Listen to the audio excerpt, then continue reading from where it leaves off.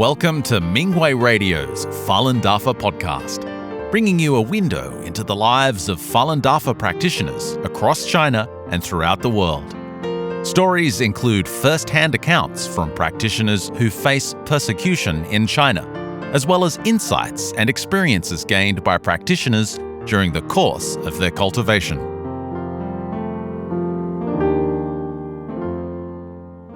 The following is an experience-sharing article entitled My Decades-Long Cultivation Journey by a Falun Dafa practitioner in China. The article was published on the Minghui website on February 27, 2024. When I was 19 years old in 1998, I was sent to a forced labor camp for 3 years for getting involved in a fight.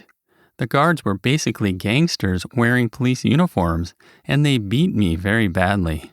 In order to survive, I gradually became very cunning, aggressive, and ruthless. I was deeply poisoned by the distorted principles of the Chinese Communist Party, CCP. I did whatever it took to get what I wanted, and I thought that I was clever and wise. In October 1997, I was fortunate to be introduced to Falun Dafa. From then on, I followed Dafa's principles of truthfulness, compassion, and forbearance. I understood that all the karma I created from doing bad things must be repaid. Every time my legs hurt unbearably while sitting in the full lotus position for meditation, I told myself from the bottom of my heart that I would never do bad things in the future. I feel so lucky that I was able to learn the great Dafa of the universe and know that the true purpose of human life is to return to one's true nature. I keep the principles of truthfulness, compassion, and forbearance in mind and strictly demand of myself to follow these principles both at work and my everyday life. I quit smoking, drinking, gambling, and lusting after women. I stopped telling lies, stopped getting into fights, and got rid of all kinds of bad habits. My changes were well received by my family, colleagues, and friends. Part 1. Standing Up for Dafa. On July 20th, 1999, former CCP leader Jiang Zemin launched the persecution against Falun Dafa. Practitioners were illegally detained, sent to forced labor camps, and sentenced to prison. There was no place to reason with the local governments because they all said it was an order from the central government and they could only execute it. As a Dafa practitioner, I felt very pained when I saw Dafa and Master being slandered. Falun Dafa teaches people to be good and have high moral standards. How could that be a crime? Dafa can make a bad person turn around, abandon doing evil things, and become a good person. I knew very well that the government was wrong, and I thought it must be because the government did not know what Dafa really is. Even though my friends, family, and managers all urged me to reconsider, I still went to the petition office of the State Council in Beijing 3 times to tell them the true situation of Falun Dafa. I also went to Tiananmen Square to practice the Dafa exercises and displayed banners with the words, truthfulness, compassion, and forbearance. I was then illegally sentenced to 3 years of forced labor and was fired from my job. I was often harassed and threatened by police, domestic security personnel, and neighborhood committee members. In order to avoid the persecution, I was forced to stay away from my home for 19 years. Part 2. Taking Responsibility. Many practitioners in our region went to Beijing to appeal, and they were severely persecuted. They were illegally sentenced and sent to forced labor camps. Some practitioners gave up cultivation, and some only studied the Fa teachings at home and were too afraid to contact other practitioners. After I returned from being detained in a forced labor camp for 3 years, I saw the overall situation in our region was not great, and I felt a strong sense of responsibility. I thought that we must form one body, but I didn't have much experience and I didn't know where to start. The other practitioners trusted me because I came back from the forced labor camp and had not given up practicing Falun Dafa. At that time, the persecution was very severe. The practitioners at the material production site were under a lot of pressure and did not want to continue producing truth clarification materials. They came to me to see if I could find anyone who would be willing to take the equipment. There were almost no practitioners who were producing truth clarification materials or Minghui Weekly in our city. Very few practitioners could even access the Minghui website. I was able to find 2 practitioners who agreed to take over producing materials, and I took on the responsibility of delivering Master's new lectures, Minghui Weekly and Truth Clarification materials to practitioners in all the districts in the city and the nearby remote mountainous areas. In this way, I started to get in contact with more practitioners. Under Master's arrangement, a practitioner who was good with technology came from the provincial capital, and a practitioner from another city came to our city.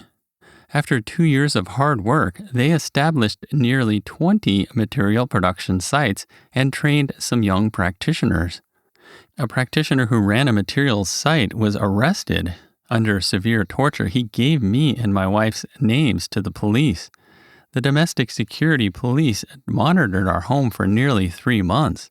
When they saw that we had not returned home, they went to look for us at our relatives' homes. Our relatives were worried and frightened.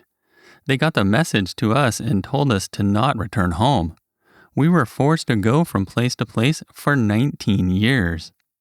In order to avoid the persecution, we moved 12 times. We had little money and barely made enough to survive. We always bought the cheapest leftover vegetables. Most of the places we rented were simple bungalows. In winter, there was barely any heat, and the water tanks froze. We had to wear hats when we slept. The conditions were difficult, but we knew our responsibilities and mission. The domestic security personnel were always after us. We were regarded as key people for persecution, and they would get rewards if they arrested us. They searched for us everywhere. Our relatives' phones were secretly monitored, and some were called in and threatened by the police. Under Master's protection, we remained in our hometown and quietly fulfilled our responsibilities. We formed one body with other practitioners and worked hard together to save people. Whenever something was needed, I always tried to provide it. A practitioner was imprisoned for 4 years, but he still openly validated Dafa. He wrote, "Heaven will destroy the CCP" on the back of his clothes and "Falun Dafa is good" on the wall next to the bed. In retaliation, the prison guards severely tortured him. After he was released from prison, he thanked us. "You exposed the persecution I suffered on the Minghui website many times and went to various departments in the provincial capital to report my situation. The prison director and guards received many calls from overseas and domestic practitioners. They were shocked and eventually stopped torturing me. Otherwise, I would have been persecuted to death." During Chinese New Year and Mid-Autumn Festival, we brought gifts to visit the families of practitioners who were illegally detained in prison. During one harvest season, more than 100 practitioners went to help the families of practitioners who were imprisoned. This news spread throughout the township, and practitioners were praised and admired. A child of an imprisoned practitioner said, "If I could choose my friends, I would choose Falun Dafa practitioners." Our sincere help for the families validated the beauty of Falun Dafa and also exposed the CCP's lies. Many people who had misunderstandings about Dafa hoped it would be soon exonerated. Part 3. Assisting Master in Fa Rectification. During the period of suing Jiang Zemin for instigating the persecution, we tried to closely follow the progress of Fa Rectification. First, fellow practitioners in the city were divided into groups to share their experiences based on the Fa and discuss the lessons we learned from the past. We understood that it was not about doing things, but about cultivation and not about just following the trends. Each of us must act on the basis of saving sentient beings with the purest mentality. Many practitioners talked about their thoughts and understandings and found various human attachments. Through discussions and sharing based on the Fa, we improved together and reached a consensus. 4 practitioners took the task of sorting out and mailing the lawsuits in 4 parts of the city. We divided the work in an orderly manner, had open communication, and coordinated well. Every day we sent righteous thoughts as a group to eliminate the interference from evil factors, and we formed a very strong righteous field. 800 practitioners in our city filed lawsuits against Zhang using their real names, and all were safe under Master's protection. Money with truth clarification phrases on them is very common in our region. Many store owners and business people understood the truth and were very willing to use the currency. A lot of them received blessings and their businesses thrived. About 7% of the paper currency circulating in our local markets have the truth clarification phrases on them. After the publication of The Ultimate Goal of Communism, we distributed thousands of copies in our area.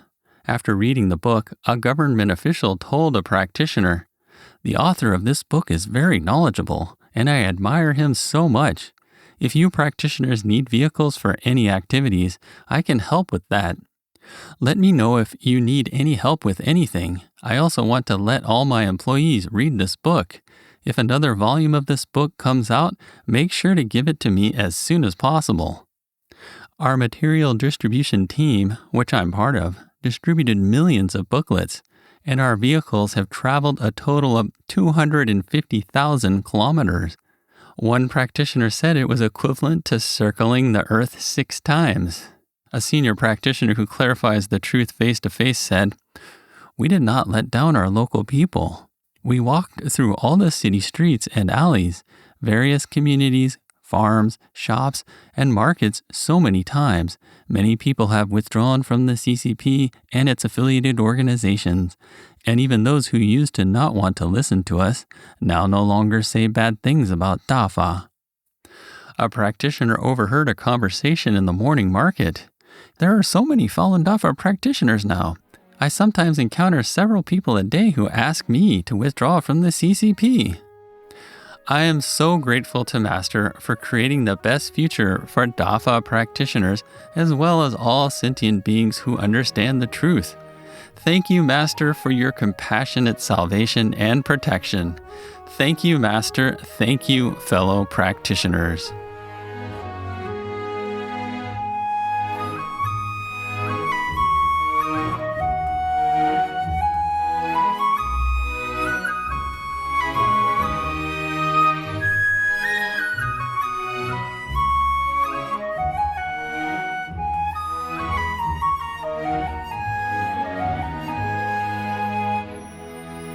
The following is an experience sharing article entitled Master Li Helps Me Eliminate Bad Thoughts by a Falun Dafa practitioner in China.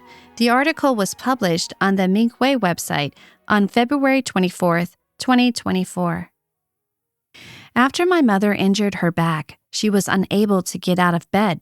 I have 4 younger sisters and a younger brother. My second sister and I moved in with our mother to take care of her. Our other siblings came over to see her when they had time. I have had mysophobia, an extreme fear of dirt and germs, since I was young, so I asked Master Li Hongzhi, the founder of Falun Dafa, to help me get rid of this fear.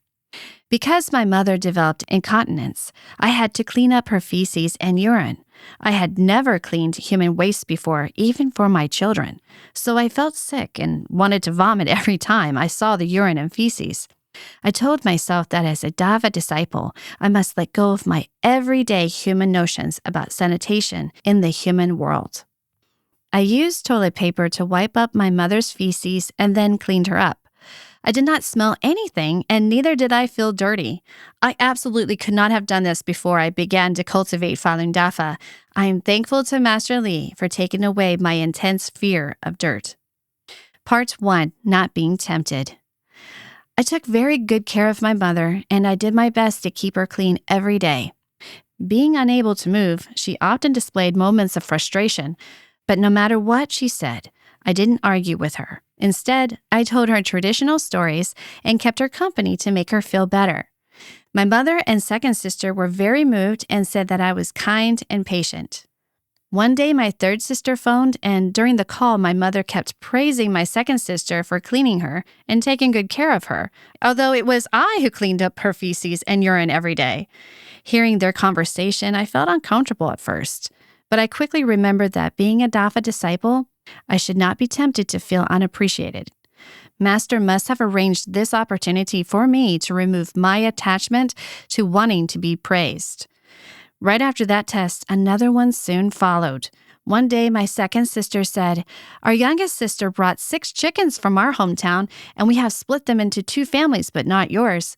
Although I didn't say anything, I did feel a little upset.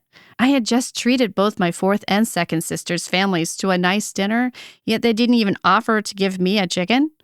However, I immediately realized that it was a good opportunity to purge my self-interest and that I should be happy instead. 2 days later, my second sister told me that the third sister mailed me 2 large quilts, but now they wanted to convert the 2 large ones into 3 smaller quilts so that our second sister and our younger brother and our mother would each have one. This time, my mind was not stirred at all. When I was able to remove my attachment to loss and gain, my second sister made a lovely quilt especially for me. Part 2, telling the facts to family members. Mother had followed a religion for more than 20 years, but she was opposed to my practicing Falun Dafa. My second sister had always made some negative remarks about Dafa before, and she didn't want to listen to the facts about Dafa. I begged Master to help me save them. Both my mother and second sister had bad tempers. They quarreled every day. One day they argued again, and my second sister yelled, "I don't want to follow your religion anymore. You've been a believer for over 20 years, and you haven't changed a bit. I'll learn Falun Gong from my sister. Look how much she's changed, and she never quarrels with people the way you do." Hearing this, my mother was furious. I told my mother, my sister is an adult, and she should be able to distinguish between good and bad. Let her make up her mind about what she wants to believe. Don't force her to follow your religion. I admit that the divine being you believe in is a good one. My mother replied, "I quarreled with people because they were wrong." I told her, even if they are wrong, they don't have any faith. You are a person of faith. Why don't you look within to find your faults? Master tells us that when we encounter problems, we should first look within ourselves unconditionally because we have faith. I recited one of Master's poems, Who's Right, Who's Wrong, from Hongyan 3 to her. Quote, "Who's right, who's wrong? As a cultivator, one always looks for one's own faults. 'Tis the way to get rid of attachments most effectively. There's no way to skip ordeals, big or small. During a conflict, if you can remember he's right and I'm wrong, what's to dispute?" Unquote. I continued, "We Dava disciples cultivate our minds. We follow the principles of truthfulness, compassion, forbearance at all times, whether or not others are watching." I told her that one day my husband and I walked on a section of road that was very muddy, so we both used paper to clean our shoes. Since the road was so dirty, I threw the dirty paper on the ground after wiping my shoes. But my husband took his dirty paper to a trash can far away. I immediately realized that my husband, a non-practitioner, behaved better than I did at that moment. We cultivate our heart. The divine beings can see everything we do, even when no one else is present. My mother seldom listened to me in the past, but this time she asked me to tell her more. In the end, she said, "I've been a believer for over 20 years, and no one has told me these things but you." I knew that once her heart was touched, she would change for the better. In the past, my sister often quarreled with her husband and even scolded him for trivial matters. I told her that cursing is immoral. If she wanted to avoid quarreling with her husband, she should first change herself and be a good person. She asked me when she would be considered better. I replied, "When you can regard your mother-in-law as your mother, then you will be considered a better person." Both my mother and second sister have changed now, and they rarely quarrel. My sister recites Falun Dafa is good. Truthfulness, compassion, forbearance is good every day.